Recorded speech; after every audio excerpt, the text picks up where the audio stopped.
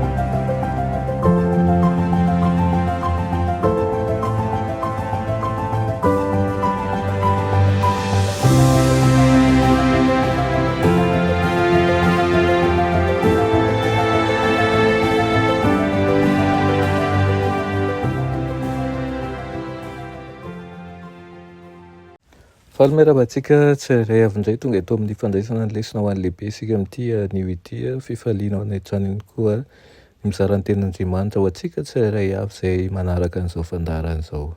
Alohan'ny dirantsika ny amin'ny lesona anio dia hivavaka isika. Reny masina tsara izan-danitro atolotra ianao ny dera ny laza ny aja sy ny voninahitra misotro anao izay mbola nomenao izao fotoana izao indray fa nay mandray ny teninao. Tompo omany ny foamam-pananay andray izany ankehitriny. Aoka ho tany lonaka tokoa ny fo ary amboazy rehetra tsy tomombana aminay tsirairay avy. Aminaran'i Jesosy, amen. Teny lesonantsika androany dia manao hoe maromaro tsy raisana, afetsena, ampiasain'ny Satana. Marina izay lazain'i Jesosy satria izy ny tompon'ny fahamarinana. Avy ao amin'ny fon'Andriamanitra tapitrohatra amin'ny fahendrena sy ny fitiavana ary ny fahalalana no iavian'ny fahamarinana. Izy ny fototra iorenan'ny zava-misy sy ny fahamarinana rehetra. Satana kosa dia mpandainga sady ray ny lainga. Vonona ny ampiasa lainga sy famitahana izy, aola ny fahamarinana ary fanovana ny fahamarinana izy mba hahadiso lalana ny vahoaka an'Andriamanitra. Namitaka ny Evy izy tao Edena tamin'ny alalan'ny fanolana ny fahamarinana. Ny fametrahan'ny fisalasalana tao aminy ary ny nandava ny tsotro izao izay nolazain'Andriamanitra. Fanohitra mazava amin'ny voalazan'Andriamanitra ny teny Satana hoe tsy ho faty akory ianareo raha ny fihinanana ilay voankazo noresahana. Nandritra ny taon-jato maro no efa nampiasan'ny Satana an'izay mpiaikady izany. Tsy ahoan'ny Satana ny fitokiana amin'ny tenin'Andriamanitra.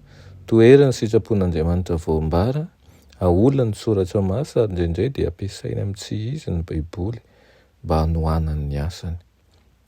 Fantatry Satana tsara fa ahatonga ny olona hafantatra ny fitaka ataony sy hanohitra ny fahefany ny soratra masina.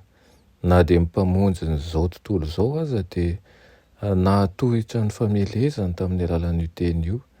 Isaky ny fanafiany dia nasehon'i Kristy ny hampinga ny fahamarinana mandrakizay ka hoy izy hoe voasoratra hoe. Ny tontolo-kevitra rehetra ataon'ny fahavalo dia nosetrainy tamin'ny fahendrena sy ny herin'ny tenin'Andriamanitra. Mba azahoan'ny Satana mitahana ny fanapahana eo amin'ny olona sy mba hampiorenany mafy ny fahefan'ny Papa, ilay mpisandu-pahefana dia tsy maintsy ataony izay tsy naralan'izao tontolo izao ny soratra masina. Tokony hanandratra an'Andriamanitra ny Baiboly ary hametraka ny olombelona voafehitra eo amin'izay tena toerany marina.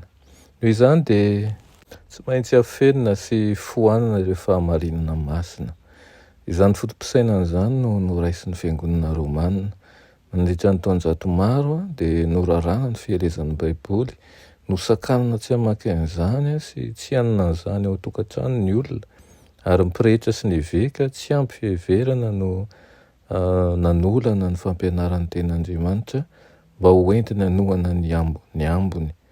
Noho izany dia nekena traizatraiza fa ny Papa hoy izy ny solo-tenan'Andriamanitra eto tany, ny tolorana fahefana amin'ny fiangonana sy ny fanjakana mihitsy aza.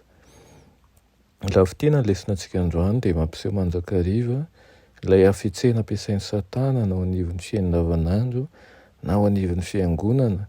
Irian'Andriamanitra tokoa ny ahafantarantsika an'izany mba ahafahantsika mitanjana indrindra ny amin'ny safidy izay ataontsika isan'andro, ny amin'ny finoana izay raisitsika, ary ihany koa ahafahantsika mamakafaka dia mety ho fandrika izay asehon'ny satana eo amin'ny fiainantsika. Irina izany teny izany mba tonga anao hijoro mandrakariva ary ahafahanao mifahatra amin'ny fanarahana ny Tompo. Amen. Ilainay tsara dia izan-danitra mbola misaotra anao izay ny amin'izany teninao izany.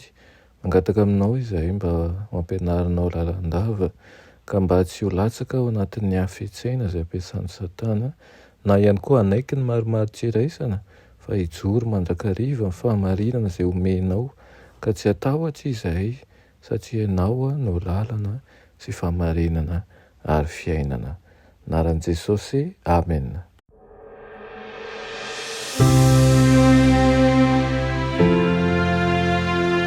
Mianatra eo an-tongotry Jesosy isan'andro.